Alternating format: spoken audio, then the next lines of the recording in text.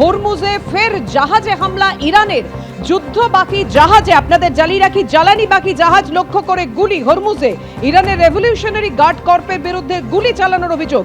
ইরানের বিরুদ্ধে জাহাজ লক্ষ্য করে গুলি চালানোর অভিযোগ উঠেছে। ইরানের বিরুদ্ধে অভিযোগ ব্রিটিশ নিরাপত্তার এজেন্সির। কথা বলবো, আমাদের সঙ্গে রয়েছেন আমাদের প্রতিনিধি রাজস্বী দত্তগুপ্ত। গতকাল রাজস্বী, ডোনাল্ড ট্রাম্প বলেছিলেন কখনোই হরমুজ প্রণালীকে যুদ্ধের অস্ত্র হিসেবে ব্যবহার করা হবে না। হরমুজ প্রণালী যে জায়গায় ছিল সেই জায়গায় পড়ে রইল, তাহলে আর নতুন করে কি আশঙ্কার মেঘ তৈরি হলো? অবশ্যই এইটাই এখন সব থেকে বড় প্রশ্ন, যে আবারও কি একটা অশান্তির কালো মেঘ সেটা ঘনিয়ে এলো। কারণ গতকাল সন্ধেবেলায় আমরা অত্যন্ত স্বস্তির খবর শুনেছিলাম যে হরমুজ প্রণালী থেকে ইরান এবং আমেরিকা তাদের যাবতীয় ব্লকেট তুলে নিল এবং সমস্ত দেশের জাহাজ, জ্বালানিবাহী জাহাজ, গ্যাসবাহী জাহাজ নিরাপদে নির্বিঘ্নে হরমুজ প্রণালী ক্রস করে তাদের গন্তব্যের দিকে যেতে পারবে। এবং এটা অত্যন্ত স্বস্তিদায়ক খবর ছিল।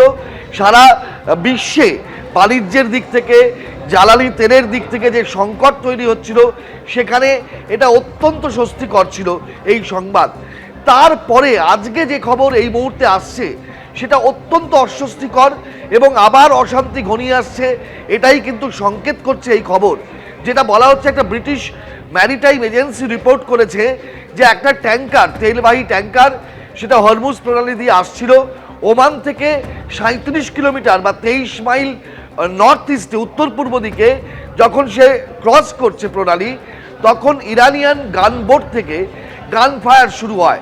অর্থাৎ এই ট্যাঙ্কারকে লক্ষ্য করে একটা ইরানের গানবোট থেকে ফায়ার শুরু হয়, গুলি বৃষ্টি শুরু হয় এবং কোনো রেডিও ওয়ার্নিং ছাড়া এই গুলি চালাতে শুরু করে ইরানিয়ান রেভলিউশনারি গার্ডরা, এমনটাই রিপোর্ট হয়েছে।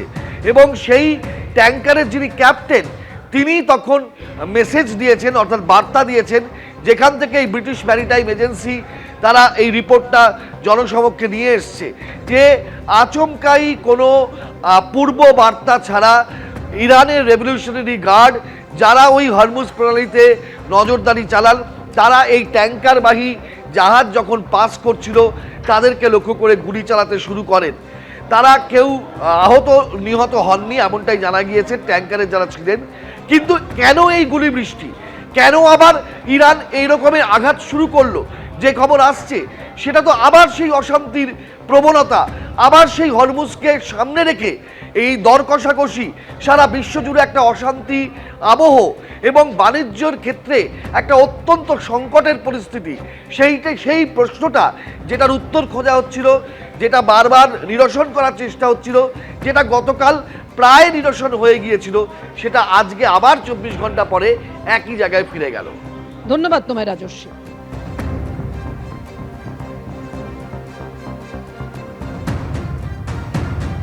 আপনাদের জানিয়ে রাখি যে নতুন করে আশঙ্কার মেঘ তৈরি হয়েছে, কেননা যে তেলবাহী ট্যাঙ্কারগুলো জাহাজে ছিল এবং সেই জাহাজের ওপর ইরান হামলা চালিয়েছে, এমনই খবর পাওয়া যাচ্ছে। আপনাদেরকে জানিয়ে রাখি, ইরানের বিরুদ্ধে জাহাজ লক্ষ্য করে গুলি চালানোর অভিযোগ সামনে এনেছে ব্রিটিশ নিরাপত্তার এজেন্সি। ওমানের উত্তর পূর্ব দিকে এগোনোর সময় জ্বালানিবাহী জাহাজ লক্ষ্য করে গুলি ছোড়া হয় এবং কোনো রকম কোনো পূর্ব সতর্কতা ছাড়াই ইরানের বোট থেকে গুলি চলে, এমনটাই দাবি জাহাজের ক্যাপ্টেনের।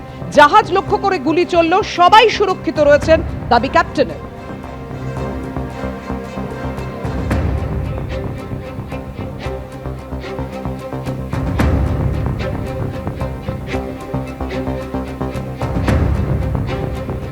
এবিপি আনন্দ, এগিয়ে থাকে, এগিয়ে রাখে।